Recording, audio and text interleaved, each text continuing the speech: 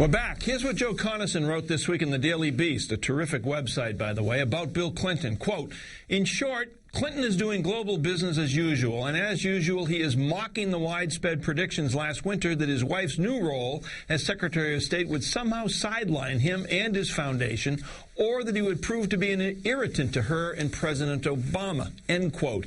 Joe Conason joins us now, along with the WashingtonPost.com's Chris Cillizza for the Politics Fix. Gentlemen, I would like both of you to listen to what President Clinton, he was on with Larry King, first-time caller from Pomona, earlier this week. Let's listen. And they somehow believe that, miraculously, we should be the only rich country in the world that can't figure out how to cover everybody and keeps shoveling literally $900 billion a year at health care. You think about how much our deficit is today. Think about how much we're at a competitive disadvantage with other countries in manufacturing. We're throwing $900 billion a year at healthcare that has nothing to do with good health and doesn't even cover everybody. So the people that are getting a big chunk of that money don't want to give it up, and they're ready to stoke all these fires. That's the fight Barack Obama wants. He wants to fight this on the merits, and I respect that, and he's right about it.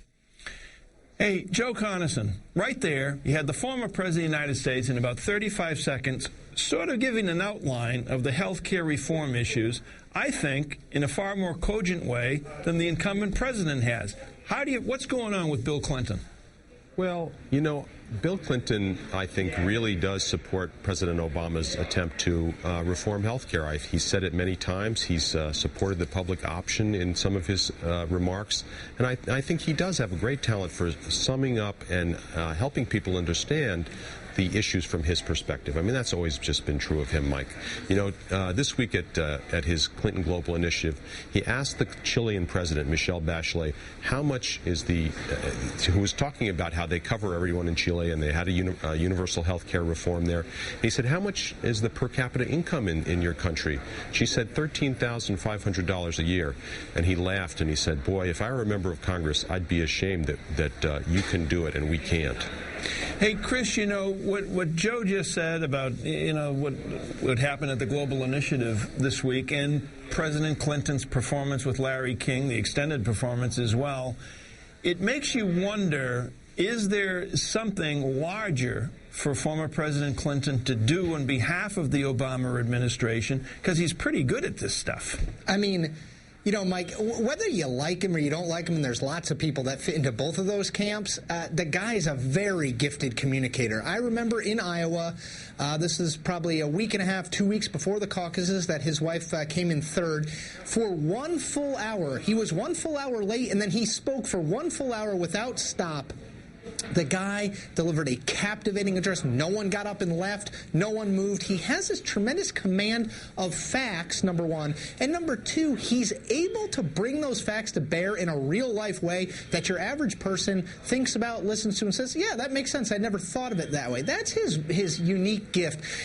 But, of course, with Bill Clinton, with the good comes the bad. He does carry some negatives from his time, although those are fading as a president. He does carry some negatives from his time during the presidential campaign, though those are fading. So it's neither all good nor all bad, but he clearly is among, if not the best communicator in the Democratic Party or in politics in general about personalizing it, about making it about people's everyday lives, taking these sort of, dry factoids and saying this matters to you and here's why. I absolutely agree with that assessment, Chris. And Joe, given the fact, first of all, the incumbent president is a highly skilled communicator. There's just no doubt about that. We have the proof of it in the fact that he's sitting in the Oval Office. That's correct. But former President Clinton, as Chris just pointed out, has a way of taking all of these complex issues and bringing it right down to sidewalk level, where people nod their heads and say, oh, I get it. So it begs the question now, what could Bill Clinton, do you think, what could he do for Barack Obama that Barack Obama can't do for himself? If I were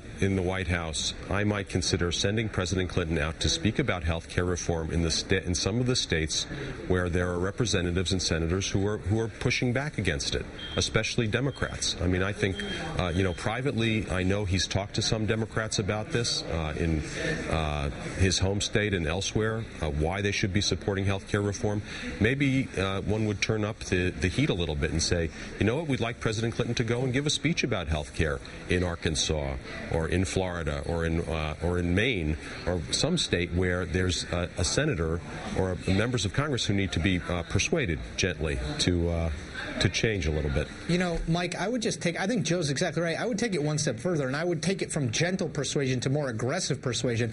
If you look at sort of who the White House has in terms of their communicators, they don't have an attack dog. Tim Kaine, the chairman of the Democratic National Committee, clearly not comfortable in that role. Howard Dean, who's more comfortable in that role, isn't in a position really to do it. President Obama shouldn't be doing it. Bill Clinton has shown over the years he's very much willing to deliver those sorts of attacks. And the truth of politics is you have to put those hard choices out in front of people. It's just not all candy and lollipops and happiness. Sometimes you have to say it's either this or it's that. Bill Clinton has shown a willingness to do it and has shown an effectiveness most of the time. Obviously, he slipped up badly in South Carolina in terms of trying to deliver a negative attack. But he's someone who could be that attack dog, and I don't say it with a negative connotation, but someone who goes up and delivers that negative messaging that some of these members might need. Yeah, I would say that a little differently. I would say what he could do is go to some of these places and ask the questions that are very hard for the opponents of health care reform to answer. Why are you defending this system? Why do you defend a system that doesn't cover everyone, that delivers worse outcomes than systems in other countries that cover everyone for much less money? What is it about this that you want to preserve? And those are hard questions for a lot of politicians to answer now.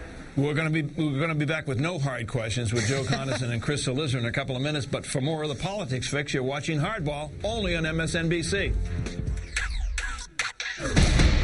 We're back with Chris Cillizza and Joe Conason for more of the politics fix. Chris, I mean, you follow politics the way I follow the American League wild card race. Okay? Is that a good thing? Yeah, I think it is a good thing. But it's a good thing for you. It's a good thing for me. I know that. Today, Governor Patrick in Massachusetts sent Paul Kirk, a Kennedy ally, to the United States Senate. That leaves people in Massachusetts with about 90 days for a Senate race. There's a primary, and then there's going to be a general election in January. What's your sense of what's going on in the Massachusetts Senate race? And it's only the Democrats that count. Yeah, I mean, look, I think Paul Kirk is, a good choice in keeping with the way in which we've seen senators be replaced. We saw Joe Biden be replaced when he was elected vice president with a former longtime aide, Ted Kaufman. Charlie Crist named one of his very close aides in Florida to a Senate seat that Mel Martinez had resigned from. So it's in keeping what we've seen lately. But you're right. The special election and the special election primary, which is December 8th, is really what to watch for. This is a field that doesn't have that big person in it, Mike. You know, when we think of Massachusetts politics, I think we think of a Kennedy or a big name. There isn't that person. I think that the favorite is State Attorney General Martha Coakley, simply because it's a very short primary, and she has the most name ID and the only one with a statewide organization in place. So I think a lot of us, me included, thought this was going to be a race with Joe Kennedy in it, with the second, with Ed Markey in it, with some of these bigger names that had been waiting, with Marty Mee in it. People have been waiting a long time to run. All of them decided not to run, and so it's kind of that second tier, but it's still a Senate seat up for grabs. So you don't downplay it.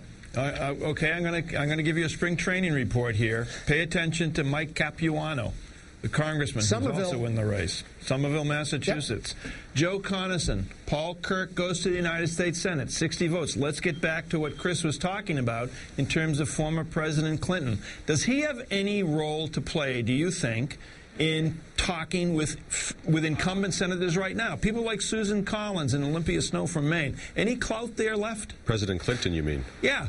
Oh, well, look, I mean, he has clout as a former president. He has clout as somebody whose popularity, not only in the United States but worldwide, is still very great.